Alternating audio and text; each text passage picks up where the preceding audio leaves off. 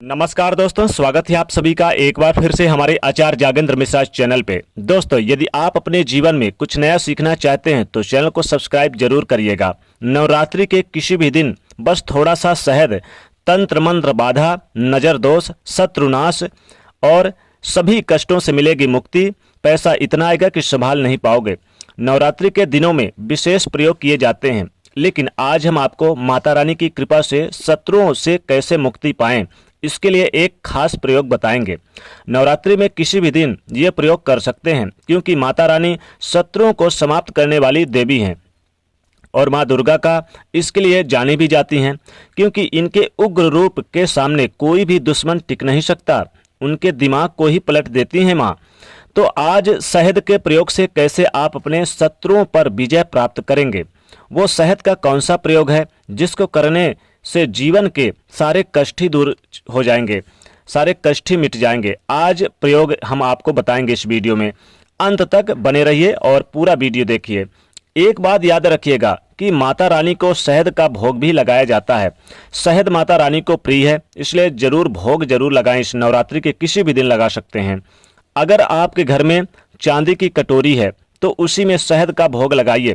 नहीं है तो मिट्टी के बर्तन से भी आप शहद का भोग माता जी को लगा सकते हैं। अब माता रानी को और बाद में आप प्रसाद के रूप में इस शहद को खाइएगा और अपने घर के सभी सदस्यों को भी दीजिएगा। थोड़ा थोड़ा पहले आप खाइए, फिर घर के सदस्यों को दीजिए। इससे क्या होगा कि जीवन में कभी भी धन, सुख, चैन की कमी नहीं होगी। पैसा इतना आएगा कि संभाल नहीं पाओगे। दैव योग से कहीं ना कहीं से सब कुछ आता रहेगा। धन के स्रोत बने रहेंगे। धन की कमी आपके पास नहीं होगी। धन का जो स्रोत होगा वो बना ही रहेगा और आपके पास अभाव भी नहीं होगा धन का। तो शहद का भोग लगाइएगा जरूर माता रानी को। मिट्टी या चांदी के बर्तन में याद रखिएगा। अब आप सोच रहे होंगे कि मिट्टी का बर्तन कहाँ से लाएं, कहाँ से पाएं। तो देखिए, दीपक वाला जो नया मिट्टी का बर्तन होता है जिसमें आप दीपक जलाते हैं, तो एक नया दीपक वाला मिट्टी का बर्तन ले लीजिए जिसको दिया कहते हैं। उस दीपक को आप ले लीजिए नया, याद रखिएगा जला हुआ नहीं, नया लेना चाहिए। आप उसे यूज कर सकते हैं। उसी में यानी शहद डाल के आप माता जी को भोग लगा सकते हैं और प्रसाद के रूप में खा सकते हैं। तो हम बात कर रहे हैं कि इस नवरात्रि में कैसे दुश्मनों को शांत रखें शहद का एक छोटा सा प्रयोग करके। कई बार क्या होता है कि जीवन में शत्रु इतने बढ़ जाते हैं कि आपके काम में आए दिन विघ्न बाधाएं डालते रहते हैं, आपके काम से जलते रहते हैं, आपके कामों में रुकावटें पैदा करते रहते हैं। आज हम आपको कुछ प्रयोग बताएंगे, इनमें से कोई भी एक कर लीजिएगा शहद का प्रयोग। आपको चाहिए होगा कि भोजपत्र ले लीजिए, आपके घर में होगा, काली मिर्च ले लीजिए और शहद ले लीजिए। अब मान लेते हैं कि आपके पास भोजपत्र नहीं है, काली मिर्च, शहद तो आपके घर में मिल जाएगा, होगा ही होगा, लेकिन भोजपत्र नहीं होगा तो कोई दिक्कत नहीं है। आप सादा कागज भी ले सकते हैं अपने घर में, सफेद कागज ले लीजिए। अब आपको चाहिए कि लाल पेन या फिर सिंदूर से आप इसमें लिख सकते हैं। ध्यान रखिएगा, जो लिखना है इस सफेद कागज में या तो लाल पेन होना चाहिए, लाल सिंदूर होना चाहिए, कुमकुम होना चाहिए, रौली, जो भी आपके पास यानी कि लाल चंदन हो तो उससे भी लिख सकते हैं। तो सफेद कागज पर सबसे पहले अपने शत्रु का नाम लिखिए। अब ये शत्रु जितने भी हों, ध्यान रखिएगा लाल रंग हो कोई भी चलेगा, लाल रंग से ही लिखना है शत्रु का नाम। जितने शत्रु हों उतने कागज ले लीजिए सफेद। अगर भोजपत्र है तो सोने पे सुहागा, अगर नहीं है तो सफेद कागज भी ले लीजिए। अब जितने शत्रु उतने अलग अलग लेकर और उसमें उनका नाम लिख दीजिए।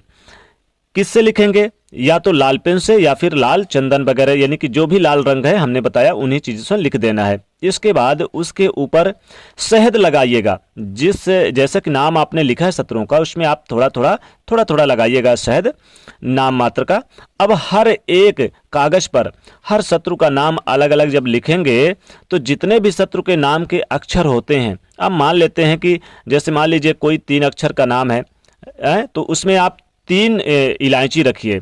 आपके शत्रु के नाम के अक्षर अगर मान लीजिए 10 है तो 10 इलायची रखिए, यानी जितने अक्षर है उतने ही इलायची रखिए। उतने ही काले यानी कि मिर्च रखना है, इलायची नहीं मिर्च यहाँ पर रखना है आपको, यानी कि इलायची की जगह मिर्च रखना है आपको। फिर क्या करें, भगवान को यानी माँ भगवती देवी के सामने आपको ये कागज रख देना है और वहीं पर रख के थोड़ी देर रखे रहने दीजिए और फिर इसको जला दीजिए। यानी जितने नाम आपने लिखा, जितने अक्षर हैं, उतने ही काली मिर्च आप रख दीजिए, गिन कर रखिएगा काली मिर्च। और उसके बाद आप इस कागज को माँ दुर्गा जी के सामने जला दीजिए। जब वो शांत हो जाए तो उसे मिट्टी में दबा दीजिएगा। आपके शत्रु चाह कर भी आपको नुकसान नहीं पहुंचा पाएंगे।